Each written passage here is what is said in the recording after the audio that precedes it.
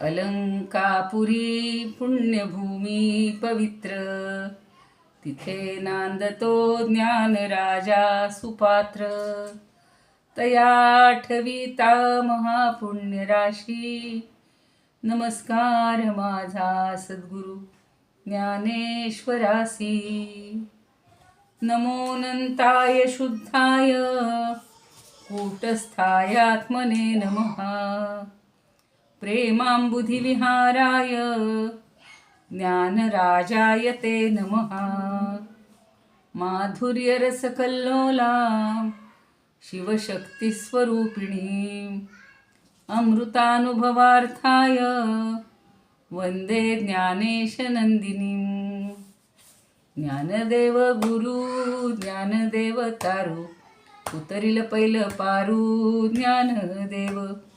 ज्ञानदेव माता ज्ञानदेव पिता, सोडिल भव व्यथा ज्ञानदेव. ज्ञानदेव माझे सोय रे धाय रे, जीवलग निर्धारे ज्ञानदेव. सेना म्हणे माझा ज्ञानदेव निधान, लावी दाविली निज खूण ज्ञानदेवे. ज्ञानियांचा राजा गुरु महाराभ, म्हणते ज्ञानदेव तुम्हाईसे. मज पामरासी काय थोरपण, पायीची वहाण पायी बरी. ब्रह्मदिक जेथे तुम्हा ओळंगणे, इतर तुलने काय पुढे. तुका म्हणे नेणो युक्तीची या खोली, म्हणून ठेविली पायी डोई. म्हणून ठेविली पायी डोई. ज्ञानियांचा राजा गुरु महाराज, नमितो योगी थोर विरागी, तत्वज्ञानी संत. तो सत्कविवर परात्पर गुरु ज्ञानदेव भगवंत. स्मरण तयाचे होता साचे, चित्ती हर्षन पावे. म्हणून वाटते पुन्हा पुन्हा ते, पावन चरण धरावे. अनन्य भावे शरण रिघावे, अहंकार सांडून. झणी टाकावी तयावरून या काया कुरवंडून. आणि पहावे नितांत सुंदर, तेजोमय ते रूप. सहज साधती नित्यरंगुनी, व्हावे मग तद्रूप. ज्ञानेशाला नमिता झाला, श्री सद्गुरुला तोष. वरद हस्त मस्तकी ठेवूनी, देई मज आदेश. देई मज आदेश. ज्ञानेश्वर महाराज की जय. पंढरीनाथ भगवान की जय. जय तू श्री कृष्ण, जय तू ज्ञानेश्वर. बोला.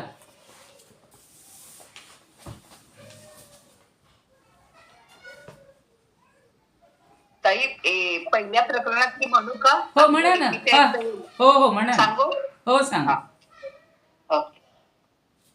जैसी का समीरे सकट गती, का सोनिया सकट कांती. तैसे शिवेसी शक्ती अवघीची दे. जैसी का समीरे सकट गती, का सोनिया सकट कांती. तैसे शिवेसी शक्ती अवघीची दे. शिवाने शक्ती निर्माण केली आणि त्या दोघांचा खेळ रंगला आहे. शक्ती निर्माण झाली म्हणून शिवाचं निराकार अस्तित्व आपल्याला जाणवायला लागले. ते कसे, त्याच्यासाठी माऊलींनी 2 उदाहरणं दिली आहेत. जसं वारा आणि त्याची गती दोन्ही दृष्टीला दिसत नाही, पण गती आहे म्हणून वाऱ्याचे अस्तित्वाची जाणीव होती. तसेच सोनं आणि त्याची कांती, कांतीमुळे सोनं अनुभवता येतं. म्हणजे सोनं काय किंवा वारा काय गती आणि ताई कांती तुमचा आवाज नीट येत नाहीये. नाही येत. येतोय की, येतोय चांगला येतोय. नाही तुमचा ताईंचा आवाज हे चालू आहे speaker. तो बंद करायचा सांग. घुमतोय आवाज. हा हा, पण अनिता माझा ताई, speaker- कुणाचा आवाज हे चालू असेल तर जरा माईक बंद करा. हा केला. हं. सांगू का ताई? हो सांगा सांगा. हं. जसे वारा आणि त्याची गती दोन्ही दृष्टीला दिसत नाही, पण गती आहे म्हणून वाऱ्याच्या अस्तित्वाची जाणीव होते. तसंच सोनं, त्याची कांती, त्यामुळे सोनं अनुभवता येतं. म्हणजे सोनं काय किंवा वारा काय, गती आणि कांती अगदी बिलगून आहे. म्हणजे वाऱ्याला गती आणि सोन्याला कांती. म्हणजे गती हे वाऱ्याचे प्रकट रूप आणि कांती ही सोन्याचे प्रकट रूप आहे. जशी वायू आणि गती, सोने आणि कांती, तसे शिवशक्ती एकरूप आहेत. वा, सुंदर, एकदम छान सांगितलं. आता बघा 41 म्हणजे पहिलं सुद्धा बरंच निम्म प्रकरण झालं. सुमिता ताईंनी मनावर घेतले, अजून तुम्ही कोणीतरी मनावर घ्या. रोज 2-2 झाल्या उभ्या तरी चालतील. आता तिसऱ्यातलं शेवटचं काल आपण 32वी ओवी घेतलेली होती. पुन्हा एकदा थोडासा त्याचा आढावा घेऊया, काही जण नसतील किंवा असतील तर. म्हणजे वाणीच्या ऋणशेषातून ज्ञानदेव कसे मुक्त झाले हे 32व्या ओवीतून सांगितलेलं होतं. ते ऋणशेष वाचाइया न फेडवेची मरुनिया, ते पाया पडो निमिया सोडविले. चारी वाणींचं ऋण हे थोडंसं शिल्लक राहिलं होतं, त्याला ऋणशेष म्हणलेलं. आणि ते ऋणशेष म्हणजे चारी वाचांनी मरून सुद्धा ते फेडता येत नाही. पण म्हणजे आपल्याला कितीही गुरूंसाठी आपण काहीही केलं तरी जसं त्यांचं ऋण फेडता येत नाही. काल आपण सगळी उदाहरणं घेतली होती. माता, पिता, देव, देश, भूमी, मातृभूमी, सगळ्यांची ऋणं ही आपल्यावर असतातच. मग ती आपण फेडू शकत नाही. म्हणून त्याच्यासाठी सोपा उपाय सांगितला आहे. ते पाया पडूनी मिया सोडविले. ते ऋण मी कसं सोडवलं तर गुरूंच्या पाया पडून फेडलं. सोडलं म्हणजे फेडलं. फेडवेची मरून न फेडवेची मरून या पाया पडून मी सोडविले असं म्हटलेलं. आणि त्याच्यामागचं रहस्य असं सांगितलं होतं की जी गोष्ट होण्यासाठी अत्यंत कठीण असते ती ज्ञानदेव महाराजांनी गुरूंना वंदन करून सोपी केलेली आहे. त्यांच्या कृपेमुळे ह्या सगळ्या गोष्टी सहज होऊन जातात. गुरुवंदनाचा महिमा एवढा आहे. कुठल्याही बघा, गुरूंनाच काय, अगदी दुर्जनम प्रथमम वंदे सुद्धा म्हणतात. मला एकदम ते दुर्जनाच्या वेळेला महात्मा फुलेंचं आठवण आलेली होती की त्यांना पार हातोडी बितोडी काय हे घेऊन आले होते मारायला, तर त्यांनी त्यांनासुद्धा वंदन केलेले आणि मग ते नरमलेले. म्हणजे दुष्टांनासुद्धा जर तुम्ही वंदन केलं तर इतका फायदा होतो. आणि मग गुरूंना वंदन केलं तर का नाही होणार? गुरु तर अगदी परमात्मरूपच आहेत. तर गुरुवंदनाचा महिमा या ठिकाणी सांगितलेला आहे. म्हणजे कदाचित आपापल्या गुरूंना वंदन करणारे असूनही त्यांना या स्थितीची कदाचित प्राप्ती झाली नसेल. आपली तेवढी तन्मयता पाहिजे गुरूच्या बाबतीत, देवाच्या बाबतीत, परमात्म्याच्या बाबतीत. पण गुरूचं जर यथार्थ स्वरूप जाणलं तर मात्र ही हातोटी उपयोगी येईल. वंदन करण्याची हातवटीही माहीत नाही असं जाणावं. ज्याला जर गुरूंचं हे कळलं नसेल तर, यथार्थ स्वरूप त्याला समजलं नसेल तर. मनापासून जर एखाद्याला खरंच नमस्कार केला, वंदन केलं तर त्याचा केवढा लाभ होतो हा या ओवीतून आपल्याला ज्ञानदेवांनी सांगितलेला होता. त्याच्यावरचं काय म्हणायचं, खंदारकरांचंही खूप मोठं विवेचन होतं. ते आपण बरंचसं वाचलं होतं की कधीकधी व्यवहारात जी ऋणं घेतो आणि ती फेडता आली नाहीत, एखाद्याचं ऋण फेडता आलं नाही, गरीब असेल बिचारा अगदी, आणि जर तो त्या धनकोकडं गेला, श्रीमंताकडं गेला आणि विनवणी करून जर अगदी म्हणला की मी दरिद्री आहे, हो मी नाही फेडू शकत, मी तुमच्या ऋणातून मुक्त होऊ शकत नाही, फक्त माझ्याजवळ तुम्हाला नमस्कार करावा, पाया पडावं एवढीच गोष्ट आहे, मी दरिद्री आहे, आणि तुमच्या पुढं करुणा भाकावी, तर तो सुद्धा मनुष्य विरघळतो आणि त्याला माफ करतो. मग गुरु तर किती प्रेमळ असतात.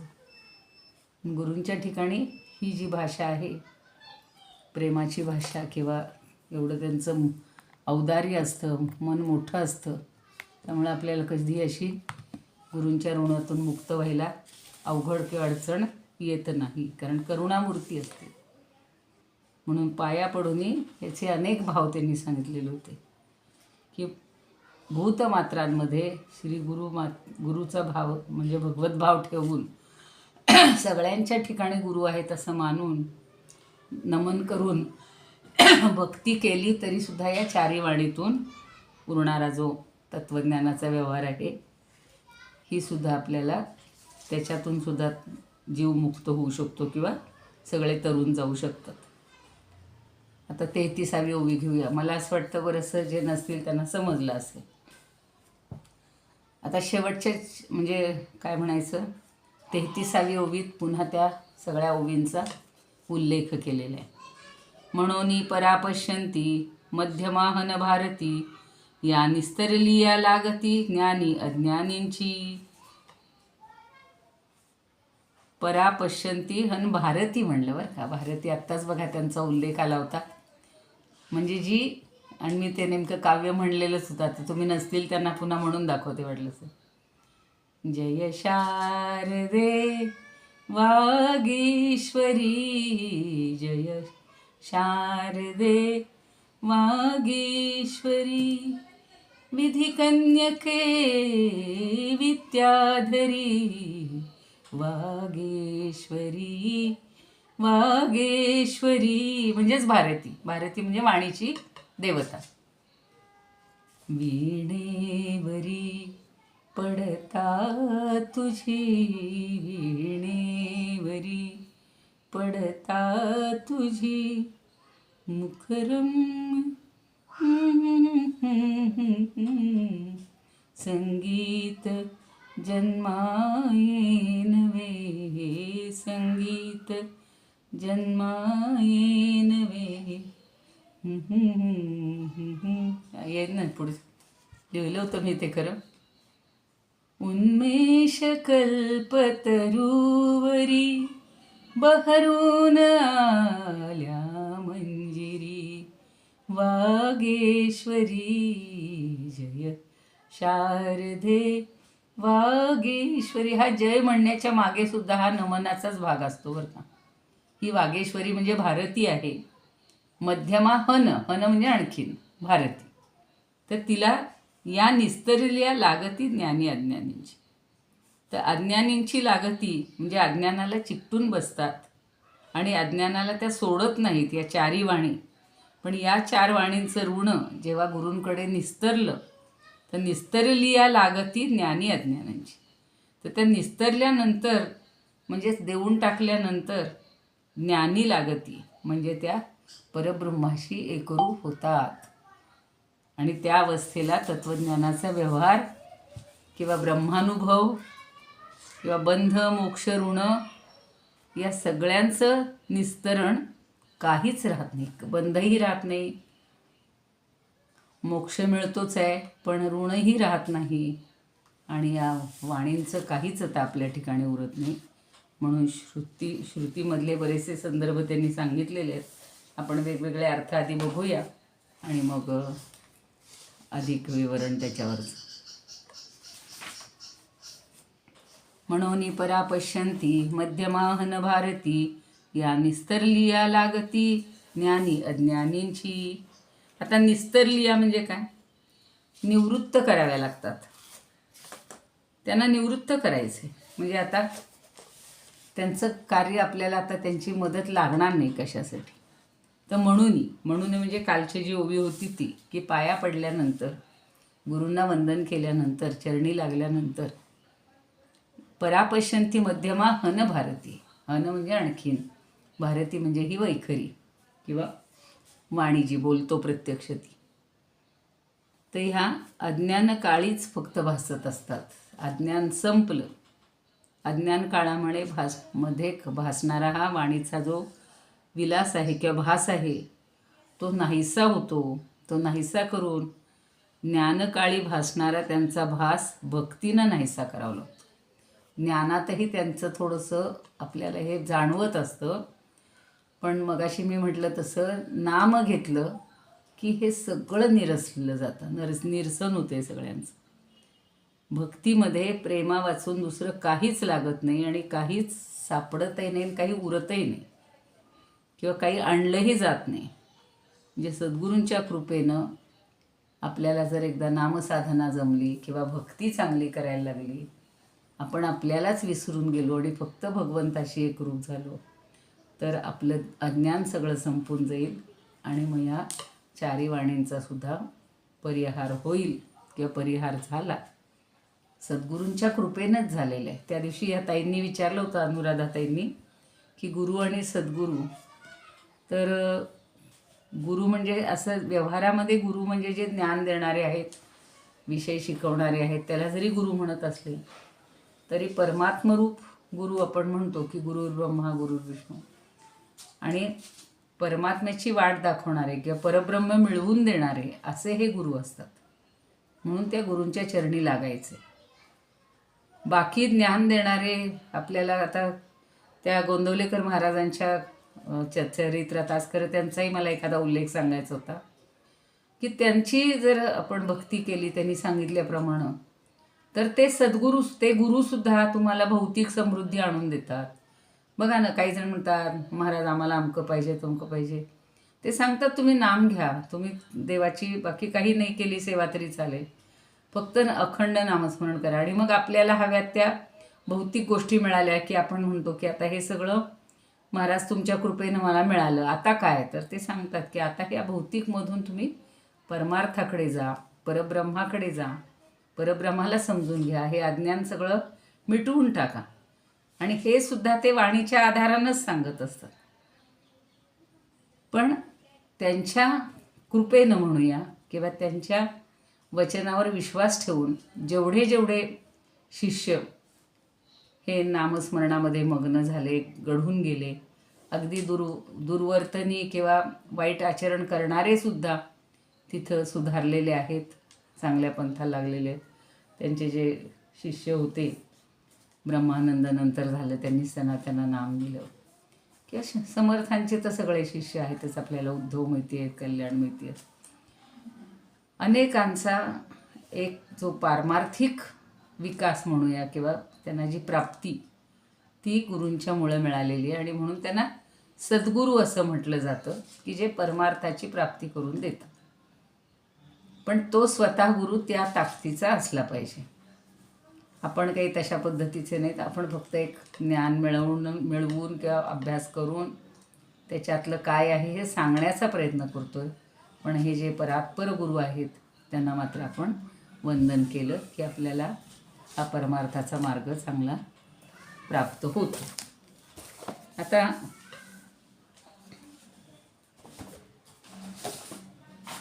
ते डॉक्टर व्ही कुलकर्णी काय म्हणतात बघा.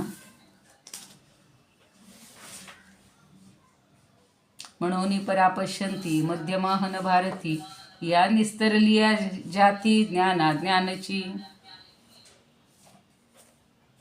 म्हणून परापश्यंती मध्यमा वैखरी या चारी वाणी निस्तरल्या म्हणजे निस्तब्ध झाल्या. त्यांनी शब्द असं सांगितलं, निस्तब्ध झाल्या की ज्ञान आणि अज्ञान जातं. कारण अज्ञानामध्ये सुद्धा जो अहंभाव आहे आपण पाहिलेलं होतं, बंध आहे, तोही संपला पाहिजे आणि फक्त परब्रह्मरूप व्हायचे. सगळं सगळं आपण तो जो बोध झाला, आत्मबोध झाला, म्हणून ते आहे बघा, उरोनिया गेला असं ते एक काव्य आहे चांगलं, साधुबोध झाला, ह्याच्यातलं हरिपाठातलंच आहे, नुरोनिया गेला. तर तो बोध झाला की आपल्याला पुढं काही उरत नाही, म्हणजे ज्ञान आणि अज्ञान हे सगळं गिळून टाकलं जातं किंवा नष्ट होतं. आपण संस्कृतमधलं पण बघूया. अतः परादयो वाच समर्थानात्मदर्शने. अतः परादयो वाच समर्थानात्मदर्शने. आसाम निस्तरणं तावत् ज्ञानाज्ञाने सुनिश्चितम्. आसाम निस्तरणं तावत् ज्ञानाज्ञाने सुनिश्चितम्.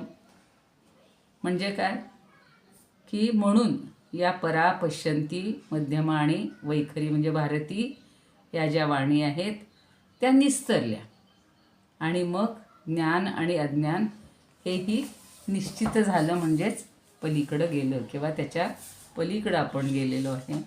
आता हा 3ऱ्या अध्यायातला शेवटचा हे आहे, शेवटची ओवी आहे. आणि वाचारुण परिहाराच्या शेवटी ज्ञानदेव काय करतात तर अंतःकरणापासून एक गोष्ट समजावून देतात, आवर्जून आपल्याला सांगतात की हे जे 4 वाणींचे आपल्यावर ऋण आहेत त्या ऋणातून मुक्त झाल्याशिवाय आपलं कल्याण होत नाही. या 4 वाणींचा परिहारही व्हायला पाहिजे आणि अज्ञानी जीवाची या वाणीतून मुक्तता केल्याशिवाय ज्ञान म्हणजे काय हे त्याला कळणारच नाही. मग त्या ज्ञानातून जो बोध झाला, मी आत्ता जे म्हणलं साधू बोध झाला नुरोनी आठेला, तर तो जो बोध होतो तो संपून त्या ज्ञानवाणीतून मुक्तता झाली तर शुद्ध ज्ञानाचा मौनाचा प्रदेश आपण अनुभवायला लागतो. मौनात सगळं उरतं. म्हणून सगळेजण सांगतात बघा की मौन हे अत्यंत श्रेष्ठ आहे. खूप बोलण्यात आपली शक्ती तर जातेच, पण आपले विचार कितीतरी नको ते वाईट विचार सगळे आता मौनातही ते नकोत आले पाहिजेत, नाही तर मौनातही काही लोक विचार करत असतील, पण ते नाही अपेक्षित. इथं मौन याचा अर्थ आहे की सगळ्याच्या पलीकडं जायचे, वाणींच्या पलीकडं जायचे, परिहार करायचे. म्हणजे वाणीतून मुक्त होणं हे महत्त्वाचं आहे.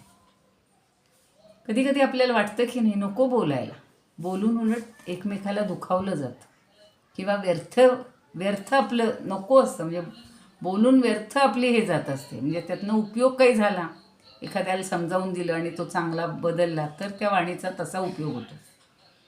म्हणून वाणीच्या ऋणातून मुक्त व्हायला पाहिजे.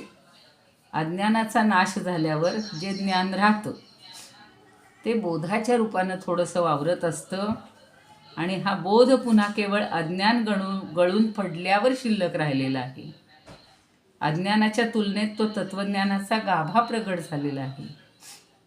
तिथं विचारांचाही लय होतो आणि मग ज्ञानाहून भिन्न असं काहीच उरत नाही, केवळ ज्ञान शिल्लक राहतं. जसं सूर्य म्हणलं की त्याच्या ठिकाणी प्रकाश आहे, त्याला अंधकार माहितीच नाही. तसं शुद्ध ज्ञान एकदा का प्राप्त झालं की अज्ञान म्हणजे काय हे कळेनासच होतं. आपण अज्ञानात होतो हेही विसरून जातो आणि ती अवस्था केवळ सद्गुरूंपासूनच प्राप्त होते. म्हणून सद्गुरूंना वंदन करायचे.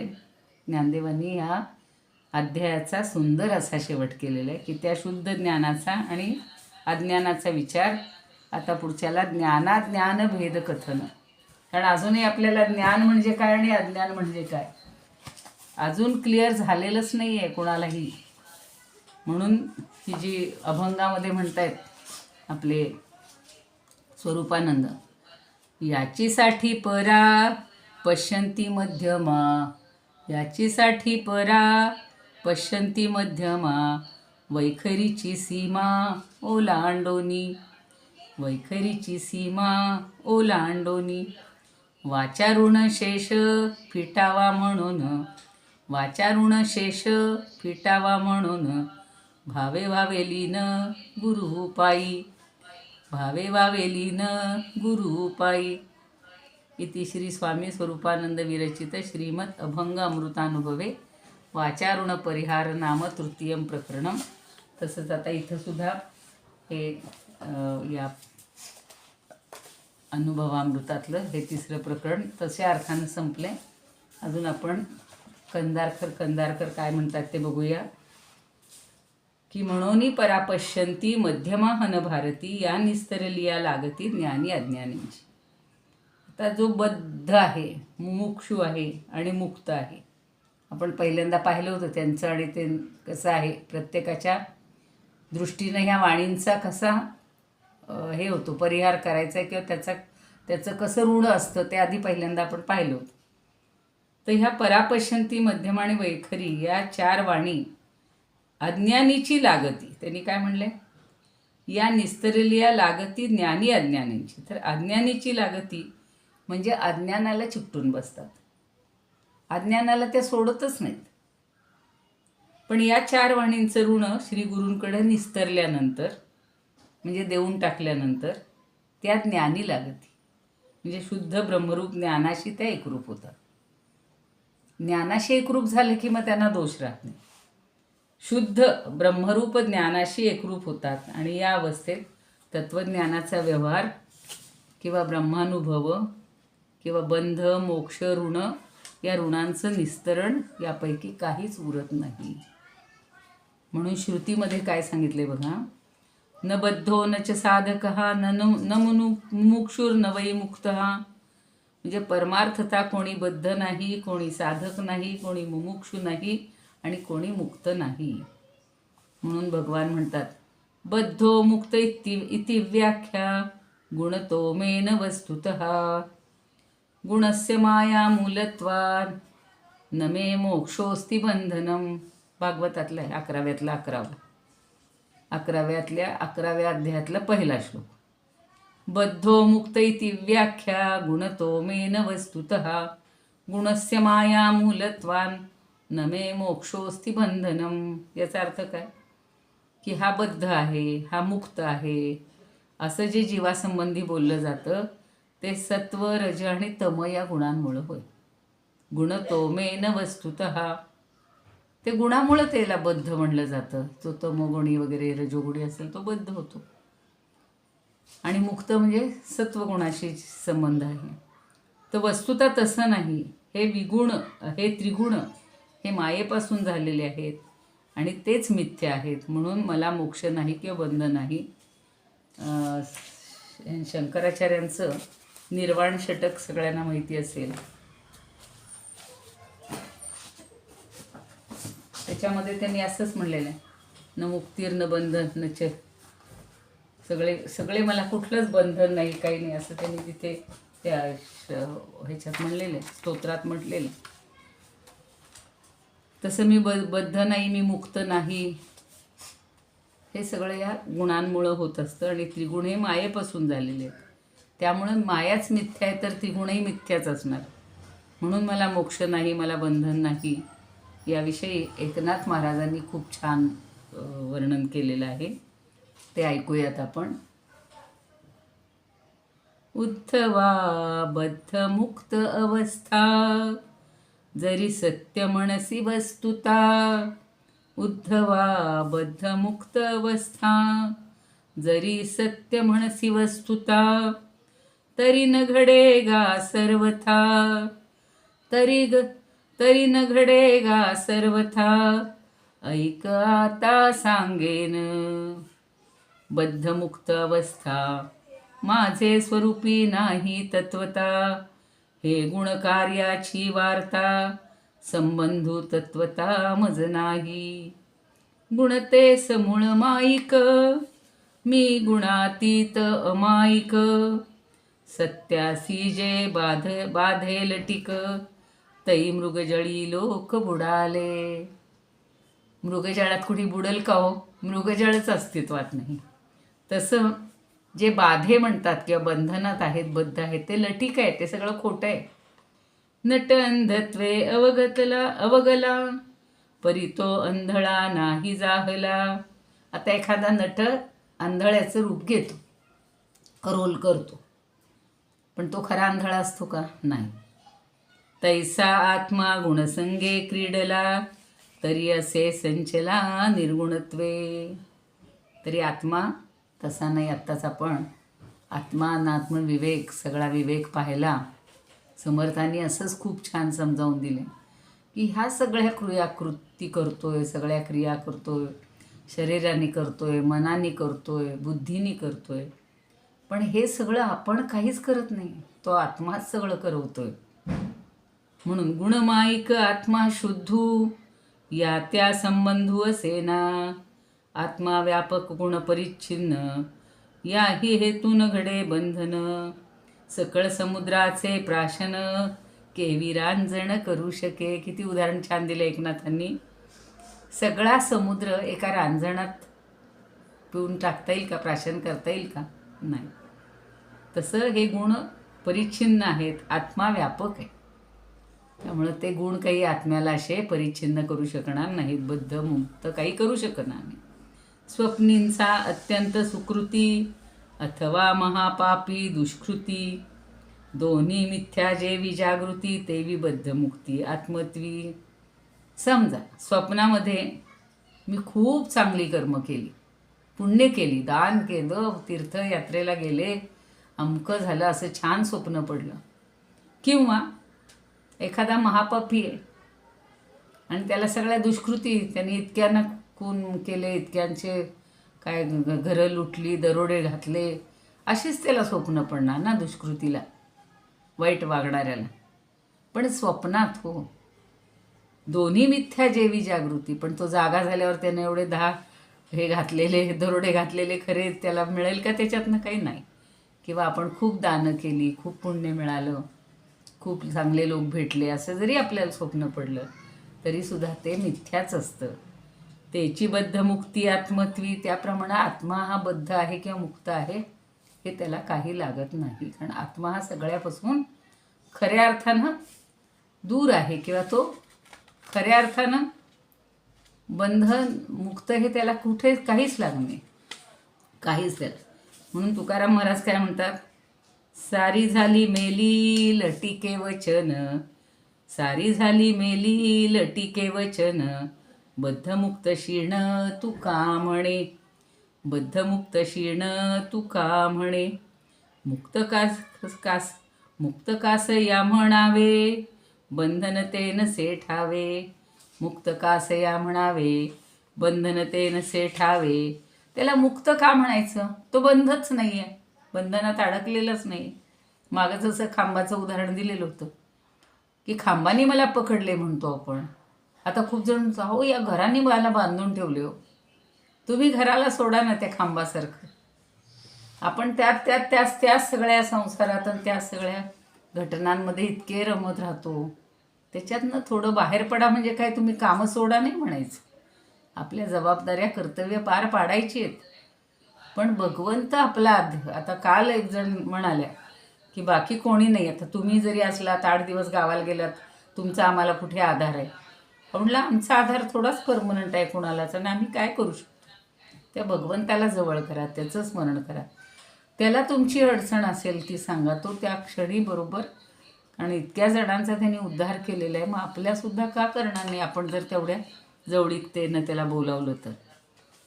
म्हणून इति श्री ज्ञानदेव विरचिते सिद्धानुवादानुभवामृते कृतानुभवामृत भाष्य तृतीयं प्रकरणं. तर हे 3रं प्रकरण तशा अर्थानं संपलेलं आहे.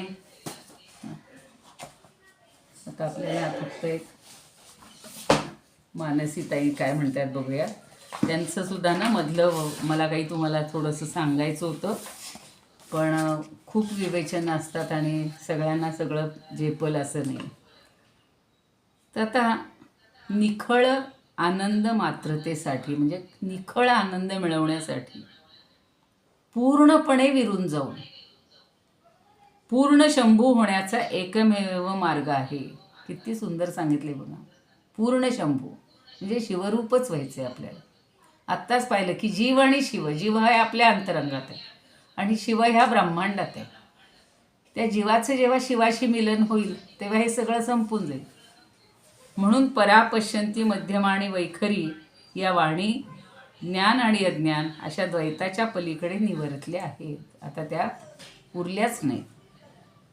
म्हणून 3 मोक्षांच्या उपायांच्या व्यतिरिक्त ज्ञानेश्वरांनी अनुभवामृतात सुचवलेला 4था अनुपाय किंवा उपाय म्हणजे काय? पूर्ण शरणागती किंवा सर्वस्व समर्पण. ते पाया पडून मिया सोडविले. पूर्ण आपल्याला शरणागती आली पाहिजे. आणि इतकी अगदी जेव्हा माणूस मनापासून म्हणजे आपल्याला स्व विसरून जेव्हा जाऊ ना, तेव्हा तो भगवंत भेटणार आहे. त्याच्यावर त्यांनी खूप त्याच्यावर सांगितलेलं आहे की 4ही मोक्षोपाय हे साधनरूप आहेत आणि मोक्ष हे त्याचे साध्य आहे. तर या उपायवनामध्ये फलद्रुपता येण्यासाठी ओंकाररूप सद्गुरूंचे शक्ती संक्रमण म्हणजे ऋतुराज वसंताचं आगमन असं ज्ञानेश्वरांनी सांगितलेलं आहे. ते आपण सुरुवातीलाच पाहिले. गुरु म्हणजे वसंत ऋतू आहेत वगैरे.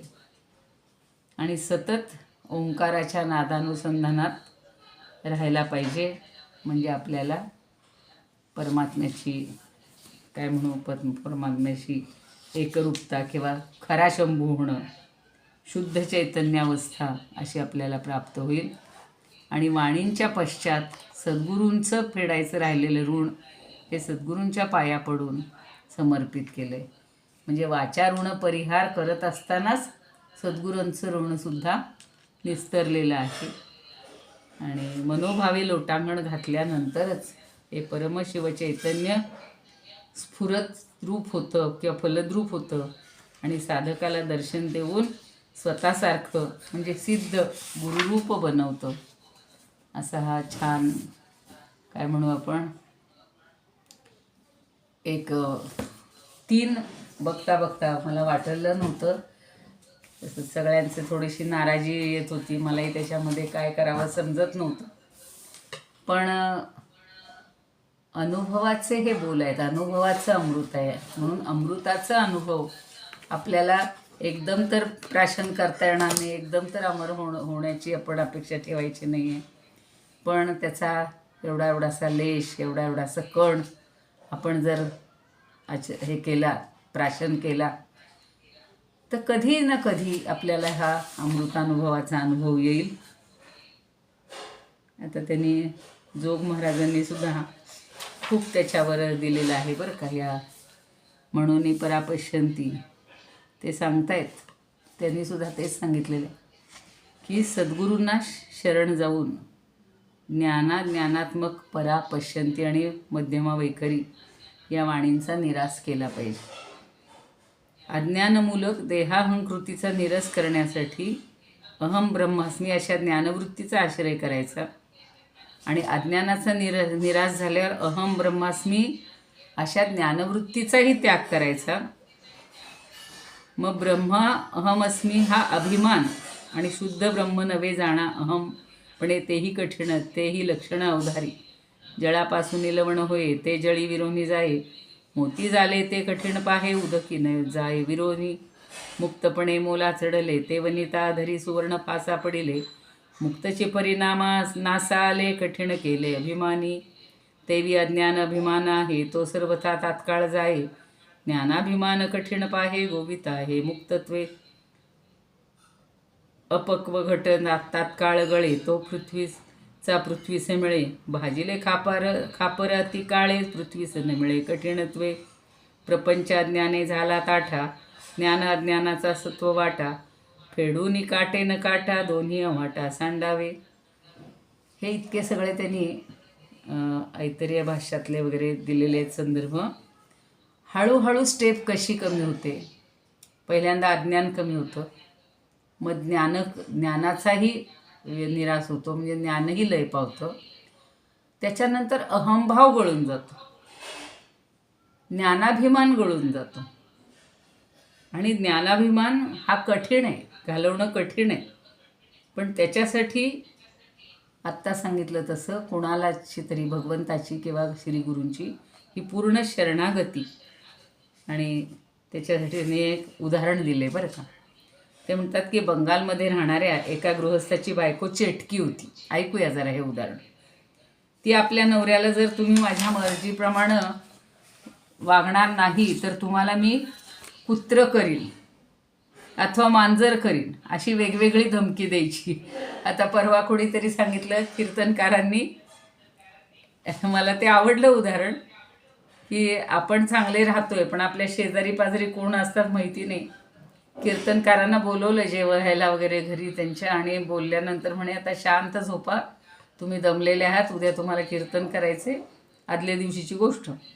आणि ते गेले तिथं, शांत जेवण वगैरे झालं आणि पडले, झोपले. आणि जरा डुलका लागला तर शेजारच्या घरातून सासू सुनांची भांडणं, म्हणजे काय, एकीनं एक भांडं टाकायचं आणि दुसरीनं तिच्या अंगावर टाकायचं. त्या भांड्यांचे आवाज, ती भांडी एकमेकावर आपटत होती.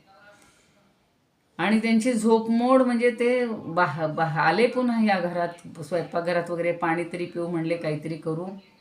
आणि मग कोणीतरी म्हणे का हो तुम्हाला झोप लागली नाही का. नाही म्हणे नाही लागली. अहो म्हणे आम्हाला रोजच सवय झाली, 10 ते 12 रोज हा कार्यक्रम असतो. आता या अज्ञानाला काय करायचं? आणि मग दुसऱ्या दिवशी पुन्हा त्या बाई तिथं कीर्तनात आल्या. महाराज ओळखलं का मला? तर म्हणे कालच्या रात्री तुम्हीच हे करत होत का? हो म्हणे, आम्हीच दोघी भांडणत होतो. आम्ही रोजच करतो म्हणे. काहीतरी आता काय करायचं काय म्हणे. म्हणून म्हणे आम्ही एकमेकीला, आणि तिचं भांडं मला लागत नाही, माझं भांडं तिला लागत नाही. ती भांड्यावर भांडी आदळली जातात. म्हणून आपल्याला लहानपणी शिकवलंय बघा, भांड्याला भांडं आदळलं तर त्याचा नाद कमी करायचा, त्याला हात लावून शांत करायचं असेल. आता ह्या अज्ञानाला काय करणार सांगा तुम्ही? आता ही बायको काय करते बघूया. मग आता ती चेटकीच होती ना, त्यामुळे तिला कुत्रं मांजर करण्याची विद्या अवगत होती. हे नवऱ्याला माहीत होतं. मग तो तिनं दिलेल्या धमक्याला खूप घाबरायचा आणि काळजीनं त्याचं अन्न पाणी कमी होऊन तो दिवसेदिवस क्षीण व्हायला लागला. मग त्याची ती क्षीण अवस्था पाहून मित्राने विचारलं की तू दिवसेदिवस रोडावत का चाललायस? त्यावर त्यानं उत्तर दिलं की माझी बायको चेटकी आहे आणि तिच्या मर्जीप्रमाणे माझे वर्तन झालं नाही तर ती मला कुत्रं किंवा मांजर करणार आहे.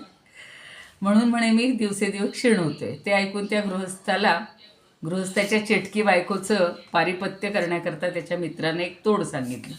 जे त्याच्यावर उपाय काय करायचा की म्हणे तू इथून 4 कोसावर एका गावी तुझ्या बायकोपेक्षा एक जबरदस्त चेटकी स्त्री आहे, पण ती चेटकी आहे हे सर्वांना प्रसिद्ध असल्यामुळं तिच्याशी कुणीही लग्न लावण्यास तयार होत नाही. जर तू तिच्याशी लग्न लावशील तर मात्र ती तुझ्या बायकोचे पारिपत्य करील. बघा आता, काट्याने काटावर काढावा, चेटकिणीनंच हे करायचं. मग ते ऐकून चेटकी बायकोच्या तापाने गांजलेला तो गृहस्थ मित्रानं सुचवल्याप्रमाणे करायला तिच्याशी लग्न तयार झालं. मग त्या जबर चेटकिणीशी लग्न लावलं. पुढं आपल्या चेटक्या बायकोची सर्व हकीकत दुसऱ्या नवीन केलेल्या बायकोला तो त्या गृहस्थानं सांगितली. तेव्हा त्या नव्या चेटक्या बायकोनं सांगितलं की तुम्ही मला घरी घेऊन गेल्यावर तुमची पहिली चेटकी बायको मला पाहून मंत्राच्या प्रयोगानं ती मला पांढरी घार करेल. मग मीही तिच्यावर मंत्राचा प्रयोग करून तिला काळी घार करीन. मग आमच्या उभयतात भांडण सुरू होईल. हा सर्व प्रकार झाल्यावर तुमची पहिली चेटकी बायको जी काळी घार, तिला तुम्ही काठीने ठार मारावं आणि पांढरी घार जी मी त्या मजवर हे मंतरलेले उडीत टाकावे, म्हणजे मी पूर्ववत स्त्री होईन. असं सांगून तिनं आपल्या नवऱ्याच्या हातात मंतरलेले उडीत दिले.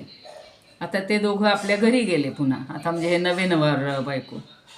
त्या नव्या चेटक्या बायकोनं सांगितल्याप्रमाणे त्या दोघी बायका उभयता काळी आणि पांढरी घार होऊन झुंजू लागल्या. मग त्यांच्या नवऱ्यानं हातात असलेल्या काठीनं आपल्या बायको जी काळी घार तिच्या डोक्यात मारलं, तिचा प्राण घेतला आणि मंतरलेले उडीद आपली जी नवी बायको जी पांढरी घार तिच्या अंगावर टाकू लागला. इतक्यात त्याच्या स्नेहानं त्याला सुचवले की काली को मारा और कमली को क्यों छोड़ते हो, उसको भी मारो. कारण जशी ती पहिली चेटकी बायको ताप देणारी होती, तिच्यापेक्षाही जबरदस्त चेटकी असल्यामुळे ही अतिशय ताप देईल. असं काळ्या घारीस तू ठार मारलंस तसं हिलाही ठार मारून टाक. पहिल्या चेटक्या बायकोचे पारिपत्य होण्याकरता तू हिच्याशी लग्न लावलं होतंस, त्याप्रमाणे हिचं पारिपत्य झालं. आता हिला ठेवणं उपयोगाचं नाही, कारण ही जबरदस्त चेटकी असल्यामुळं तुला ताप देईल. आणि हे त्या मित्राचं भाषण ऐकताच ती नवी बायकोची पांढरी घार तिच्या डोक्यावर काठी मारून तिलाही ठार केलं.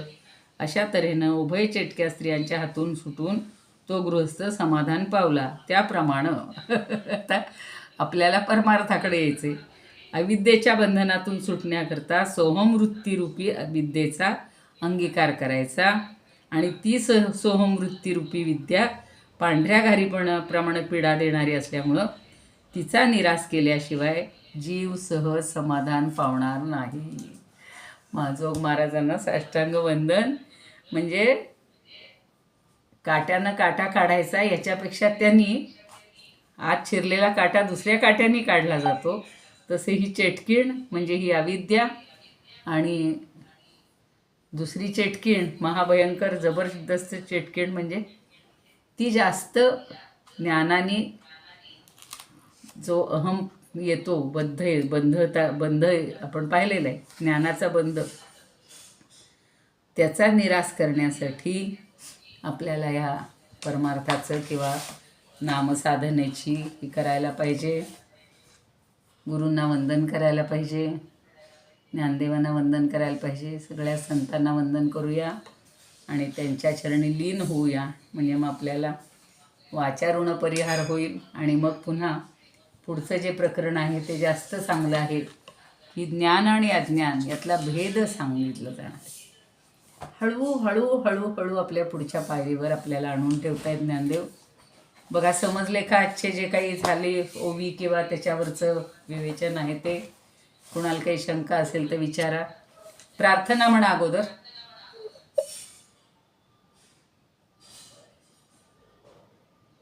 कोण म्हणते? इदम तुम्हीच म्हणा मॅडम. बर चालेल. इदमुपकर्तुं भुवनमण्डलं समुदितमिव भास्करं सादरं वन्दे ज्ञानेश्वरं. त्रिभुवनमाता भगवद्गीता लोकमङ्गला लोकविश्रुता लोकहितं सन्ततं ध्यायता येन ज्ञानेश्वरी विरचिता. श्रुत्वा प्राकृतगिरं सादरं वन्दे ज्ञानेश्वरं सादरं वन्दे ज्ञानेश्वरम्. गीताशास्त्रं क्वाम्बुधिकल्पन् नमन्तदीयं वयः क्वचाल्पं विषयविपदां व्रात्यमनल्पं वाग्यज्ञेन च येन भूषितं सरस्वती मन्दिरं सादरं वन्दे ज्ञानेश्वरम्.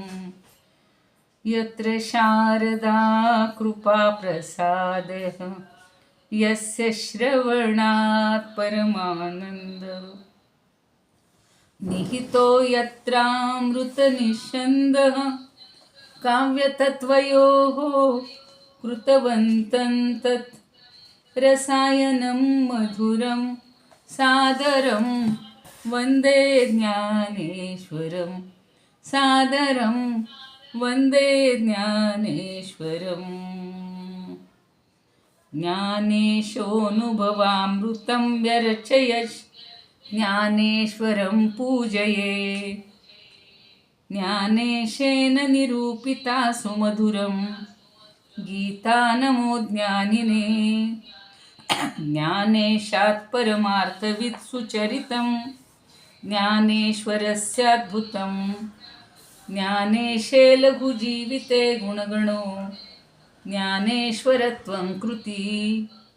ज्ञानेश्वरत्वं कृती. आरती ज्ञानराजा महाकैवल्य तेजा सेविती साधू संत मनुवेधला माझा. आरती ज्ञानराजा लोपले ज्ञान जगी हित नेणती कोणी. अवतार पांडुरंग नाव ठेविले ज्ञानी. आरती ज्ञानराजा कनकाचे ताट करी उभ्या गोपी खाणारी. नारद तुंबरू हो सामगायन करी. आरती ज्ञानराजा प्रगट गुह्य बोले विश्वब्रह्मची खेले. राम जनार्दनी पायी मस्तक ठेविले.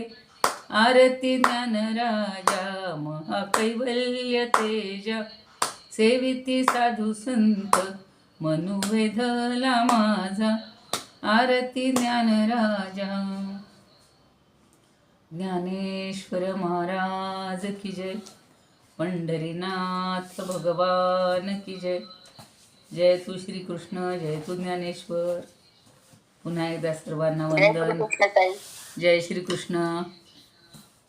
कुणाकुणाला हे प्रकरण आवडलं बोला आता.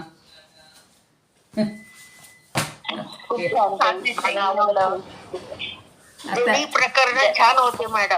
होती ना? हा बरं झालं. आता परवाच कोणतरी मॅडम जय जय रघुवीर समर्थ. हो जय जय रघुवीर समर्थ. बोला. ताई, हो. परिहार म्हणजे नाश करणं एवढंच का? एक्झॅक्ट मिनिंग आहे का हो हो हो परिहार म्हणजे? हो हो एवढाच अर्थ हो आहे हो का? हो का त्याला अजून काही नाही आहे का नाही अर्थ? नाही नाही बर. म्हणजे म्हणजे नाश करणे. पूर्ण त्यांना हे करणं, निस्तरण करणं, म्हणजे त्यांना शिल्लकच ठेवायचं नाही तशा अर्थी त्यांचं जे बरं, बरं. वर्चस्व आहे ते सगळं संपवायचं. बरं. हम्म. आणि खरं त्या व्यवहारामध्ये, आपल्या त्याला अर्थ दैनंदिन आहे व्यवहारात का त्या असं? गरजेच्या आहेत. दैनंदिन व्यवहारात गरजेच्या आहेत ना वाणी, त्याच्याशिवाय आपला व्यवहार होतच नाही. बरोबर, अगदी बरोबर. संसारामध्ये त्याची गरजच आहे, पण परमार्थात कारण परमार्थात काहीच उरत नाही ना. पण त्या वाणी नष्ट झाल्यावर जे काही आपल्याला प्रगट होतं ते अप्रतिम असतं मॅडम. हो, मग त्याचं वर्णन करायचंच नाही ना, ते त्याच्या पलीकडे आहे सगळं. बरोबर आहे, काहीच उरणार नाही पुन्हा आपल्याला. बोला. आणि सूर्याचं उदाहरण जसं दिलं हो. तसं वाणीचं उदाहरण नाही बघा. हो. सूर्याला जसं अंधार नाही, माहितीच नाही, सूर्याला अंधार नसतो. माहितीच नाहीये. बरोबर आहे. माहीतच खरंय खरंय, अगदी सूर्याला बरोबर. जसं अंधार नसतो हो ना. तसं त्या वाणीला सुद्धा अंधार नाहीच आहे. नाहीये. चला, सगळ्यांना कळलं. आता पुन्हा उद्याला नवीन प्रकरण सुरू करायचं का? जय श्री कृष्ण. या प्रकरणाचा थोडा आढावा घ्यायचा आहे पुन्हा. कुणी कुणी सांगा तुम्हाला ज्यांना आवडल्या असतील वाणीतलं एक एक उदाहरण किंवा एखादी ओवी, असं उद्या थोडासा आढावा घेऊया आपण. चालेल ताई, म्हणजे परत थोडस हा, एकदा समप म्हणतात तसं थोडक्यात काय कळलं. हा, प्रत्येकाने एक एक ओवी करून या, म्हणजे उद्या लोक म्हणतील मग जायलाच नको. असं नाही, मग मी 4थं प्रकरण सुरू करीन. तसं नका करू.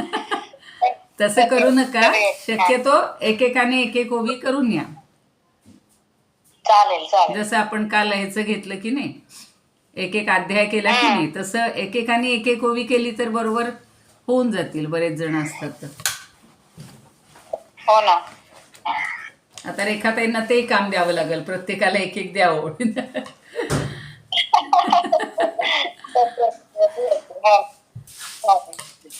काय रिपीट झालं तरी एखादं चालेल उदाहरण, पण शक्यतो निदान कळेल कुणाला काय कळलंय, काय आवडलंय, तेवढं कळेल. हो ना, चालेल, काही हरकत चालेल. नाही. हो, चालेल चालेल. ओके. चला, थांबूया. मॅडम, सकाळी त्यांनी स्वप्न कोणत्या नाडीमुळे पडतात हे काय सांगितलं? कोणती नाडी? काय काय म्हणाल्या? सकाळी गोविंद महाराजांनी सांगितलं होतं कोणत्या नाडीमुळे स्वप्न पडतात. हो, हा, कोणत्या नाडीमुळे? ते पुरू नाव यांनी पुरीतत नावाची, पुरीतत. पुरीतत. हा, पुरीतत नावाची गाडी असते. Okay okay, thank you. मला ते नावच कळलं नव्हतं. हा हा, नाही, पुरीतत. काही काही शब्द नाही कळत, मग आपल्याला पुन्हा विचारावं. पण आम्हाला ते झालेलं आहे, त्यामुळे त्या अनेक आता 72,000 नावांपैकी. ठीक आहे. चालेल. राधे कृष्ण. जय राधे कृष्ण. अखंड यातच राहावं वाटते, बाकी काही नको. तहान भूक विसरून गेलो तर किती छान होईल ना.